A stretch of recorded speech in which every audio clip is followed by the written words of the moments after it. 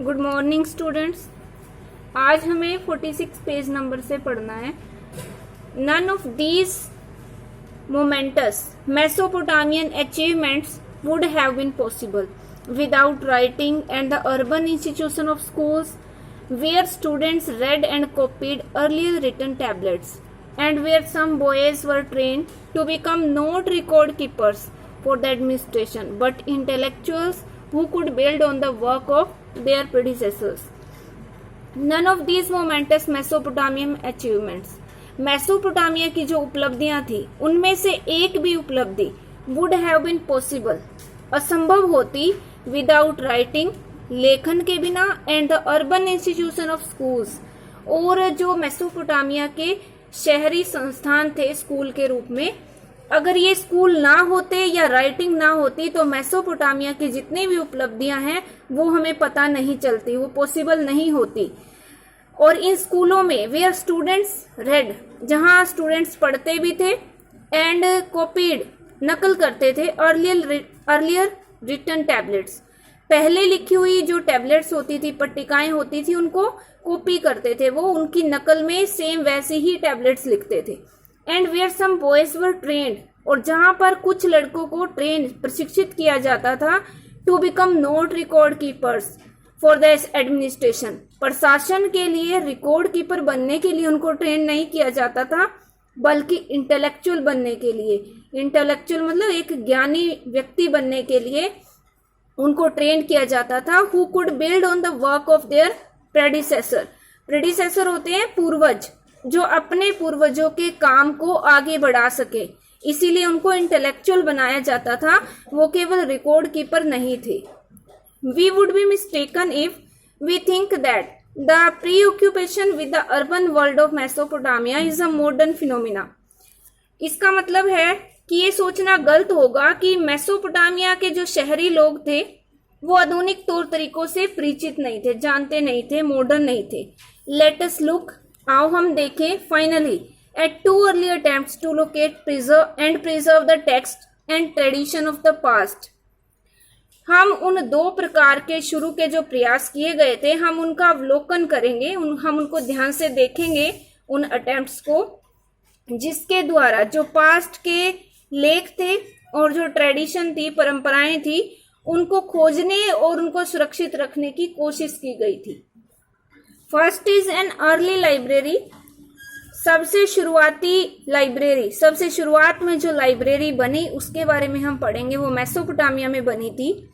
In the Iron Age, Iron Age means when people started to use iron as a metal.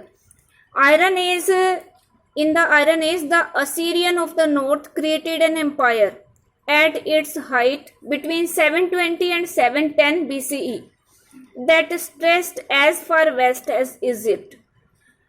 जब लोह युग आरंभ हुआ तो उस लोह युग में, आयरन एज में, असीरिया के जो लोग थे नॉर्थ में, उत्तर दिशा में, उन्होंने एक ऐसा एम्पायर क्रिएट किया था, उन्होंने एक साम्राज्य बनाया एट इट्स हाइट, जो अपनी ऊंचाई पर था 720 से लेकर 610 ईस्वी पूर्व तक, क्योंकि ये बैक काउंटिंग में होती थी। बीसीई 720 ईस्वी पूर्व से लेकर 610 ईस्वी पूर्व के बीच में अपनी उन्नति के शिखर पर था, हाइट पे था।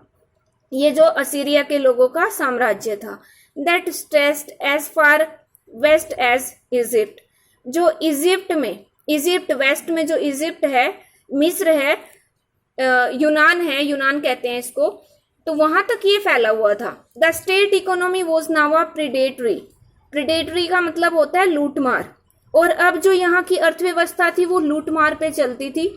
एक्सट्रैक्टिंग लेबर, जानबूझ के मजदूरों से मजदूरी करवाई जाती थी। And tribute in the form of food, animal, metal and craft items from a vast subject population, और बहुत बड़ी जो जनसंख्या थी लोगों की, जो पीपल थे, सब्जेक्ट का मतलब, उनसे क्राफ्ट आइटम के रूप में, यानी कि शिल्प वस्तुओं के रूप में, धातु के रूप में, पशुओं के रूप में, भोजन के रूप में, ट्रिब्यूट मीन्स नजराना लिया जाता था, उनसे लूटमार की जाती थी। The great Assyrian Kings, Assyria के महान राजा, हु हैड बीन इमिग्रेंट्स, जो इमिग्रेंट्स थे, इमिग्रेंट का मतलब होता है जो बाहर से आके बसा हो, एक्नोलेज मीन्स स्वीकार करना, the southern region Babylonia as the centre of high culture.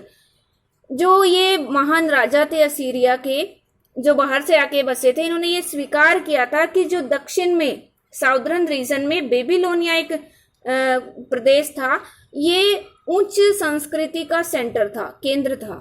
And the last of them, और उन राजाओं में से जो सबसे लास्ट था उसका नाम था Ashurbanipal, collected a library at his capital Nineveh in the north. उन्होंने नॉर्थ में अपनी जो उसकी राजधानी थी निन्वे, वहां एक लाइब्रेरी, एक पुस्तकालय बनाया था। He made great efforts to gather tablets on history, epics, omen, literature, astrology, hymns and poems. और उन्होंने बहुत सारे प्रयास किए थे टैबलेट्स को, पट्टिकाओं को इकट्ठा करने के लिए। और ये जो पट्टिकाएं थी ये किसके ऊपर थी? ये इतिहास के बारे में थी, महाकाव्यों के बारे में, ओमन लिटरेचर होता है, सगुन जो साहित्य होता है, एस्ट्रोलॉजी खगोल विद्या, हिम्स का मतलब होते हैं जो भजन हो या भगवान की जो प्रशंसा में गीत लिखे जाते हैं, और पोएम्स। इनके बारे में जो टैबलेट्स थी वो उन्होंने बहुत कोशिश की, उनको इकट्ठा किया, गैदर किया। ही सेंट हिज स्क्राइब्स, स्क्राइब होता है जो लिखता है टैबलेट को, इसको लिपिक कहते हैं।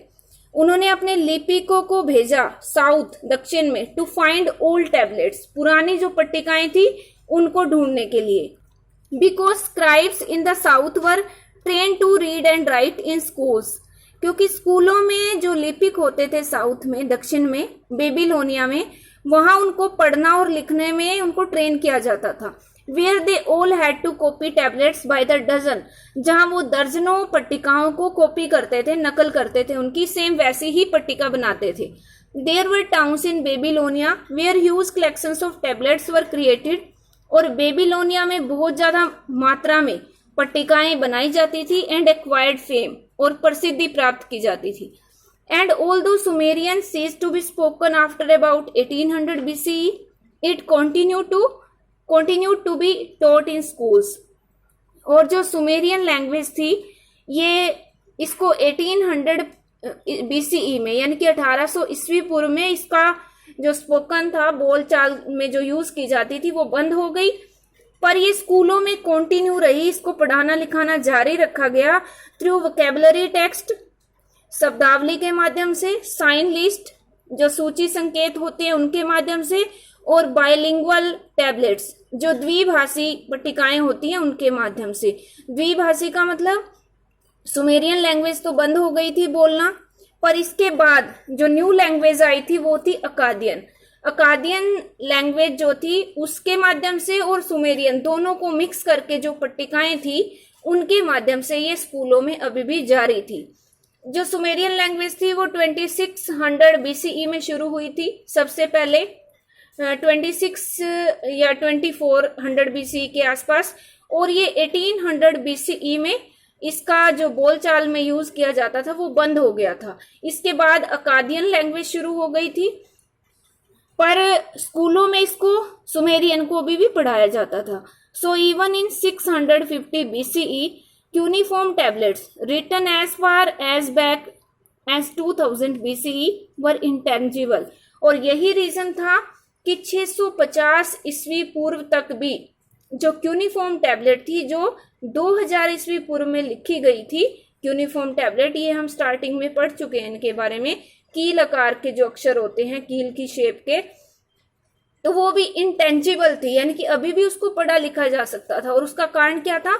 उसका कारण यही था कि ये जो सुमेरियन लैंग्वेज है वो स्कूलों में अभी भी संकेतों के माध्यम से या फिर शब्दावली के माध्यम से उसको पढ़ाया जा रहा था। इसी कारण से 650 ईस्वी पूर्व में भी 2000 ईस्वी पूर्व की जो टैबलेट्स थी, पट्टिकाएं थी, उनको पढ़ा जा सकता था। And Ashurbanipal's men knew where to look for early tablets और देयर कॉपीज। अशुरबनिपाल के जो आदमी थे वो ये जानते थे ये शुरुआती टैबलेट कहाँ मिलेंगी और उनकी जो कॉपीज हैं, नकल हैं, वो कहाँ मिलेंगी।